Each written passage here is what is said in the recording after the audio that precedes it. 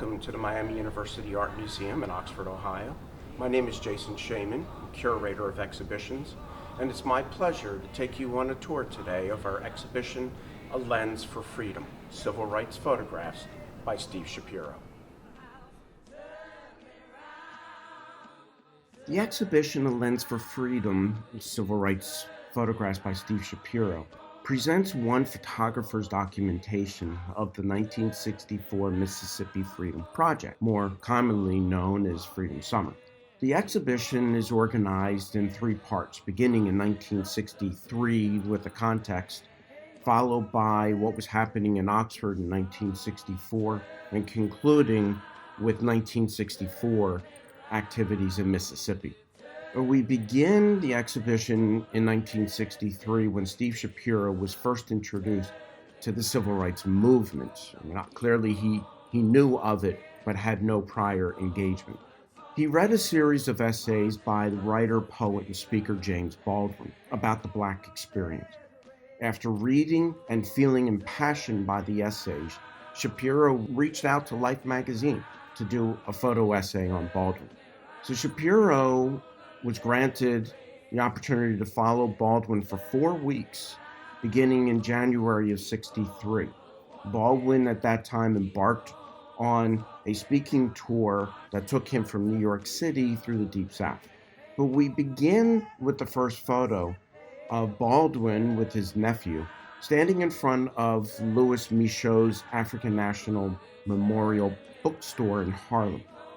And this was an important meeting place for some of the great speakers, scholars, and writers of the Black experience at the time.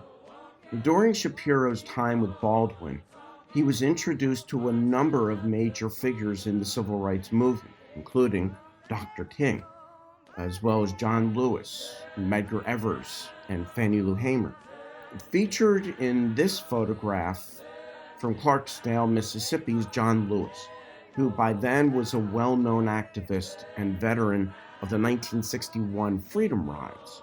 Long before Lewis became the U.S. representative in Atlanta, Georgia, he helped break down Southern resistance to already passed legislation that prohibited bus segregation, yet Southerners were still trying to enforce it. Now, like John Lewis, who was beaten and jailed in 1961 and at other times while participating in the Freedom Rides and other activities, Fannie Lou Hamer in this next photo experienced harsh brutality time and time again at the hands of Southerners. Hamer, who had already been active in Mississippi, her native state, would play an important role here in Oxford during Freedom Summer as one of the trainers. This photograph of Fannie Lou was taken shortly after her brutal beating in 1963 while in Mississippi as a result of her civil rights and voter registration activities.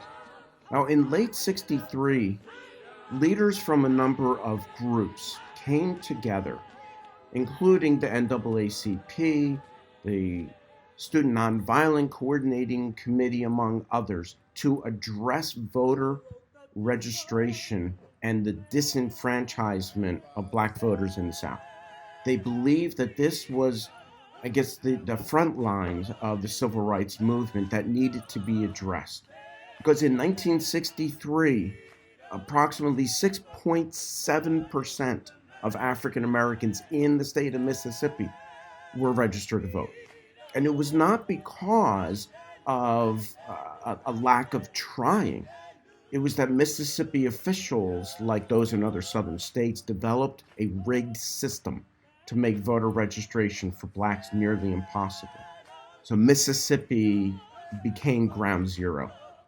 The two people selected to lead the effort of what eventually became the Mississippi Freedom Project were Dave Dennis, featured in this pairing on the left, and Bob Moses on the right. Moses, who was a native of Harlem in New York City, had gotten involved with SNCC in 1960. Dave Dennis, who was from Louisiana, had joined the Congress of Racial Equality in 1961. 2 months before Freedom Summer training was to begin at Berea College in Kentucky, the Berea administration canceled.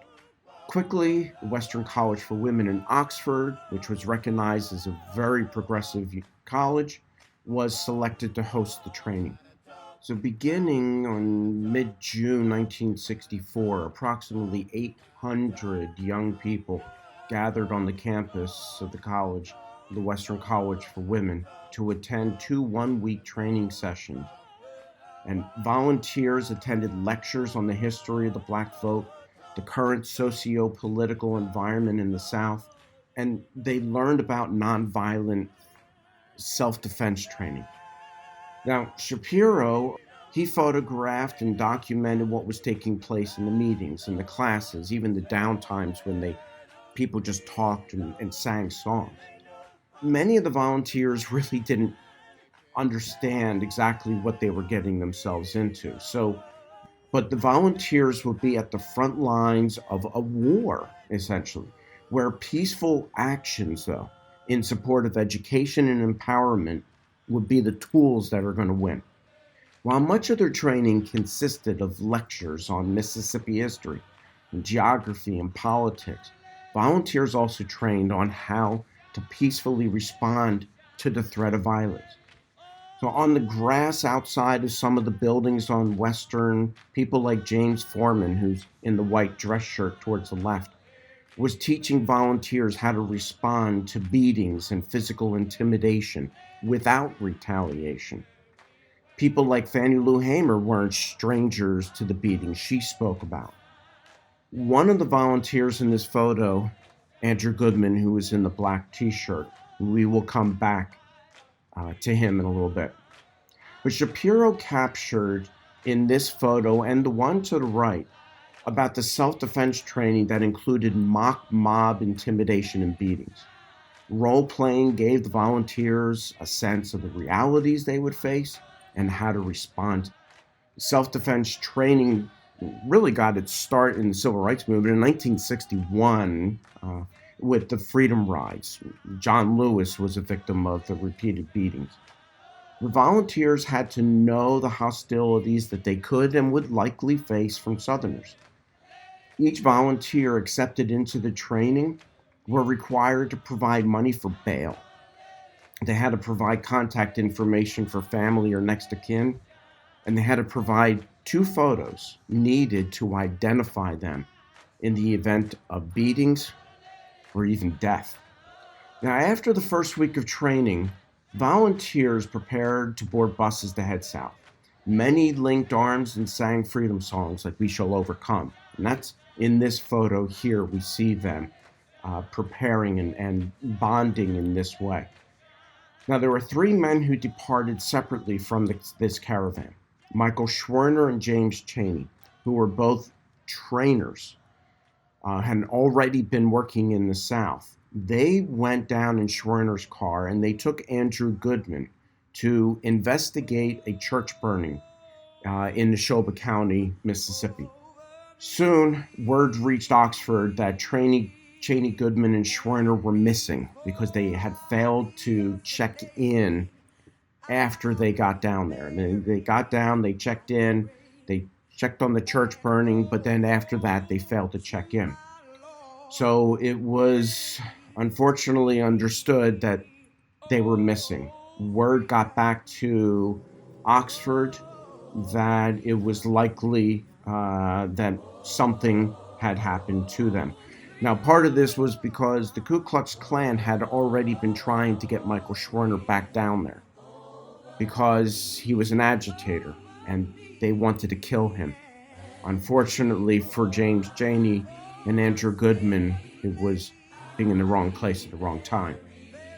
Now, Shapiro was down there shortly after finding out about their being missing, and he was photographing. He took this photo of Schwerner's burnt car as it was being retrieved in a nearby creek after it was burned and it was still smoldering. And he recounted some of the aggressions and the hostilities that, as a photographer, that he had experienced. Now, during the time of the search for the 3 men, Shapiro met with the family of James Chaney and Michael Schwerner's wife, Rita. So these two photos. Shapiro photographed these agonizing moments that the families endured while waiting to hear about their loved ones. Andrew Goodman's family eventually made it to Mississippi. These photographs portray the reality of the sacrifices and the pain and the suffering that the families either faced or dreaded when their children volunteered for Freedom Summer. It wasn't until August 4th that 3 bodies were discovered from a tip from an informant. And by this time, Shapiro had already departed Mississippi. Others had taken photos of the discovery, and those images made national news. But with Shapiro's photographs, along with those other photographers, it provided the raw visuals that people throughout this country needed to see in order to fully understand what was happening in Mississippi. And thanks to Steve Shapiro and his photographs, we were able to learn, we're able to remember, and we can commemorate the historic 1964 Mississippi Freedom Project. And as a result of everything with Freedom Summer and other things that were taking place in the civil rights movement, the government passed the Civil Rights Act of 1964 and the Voting Rights Act of 1965.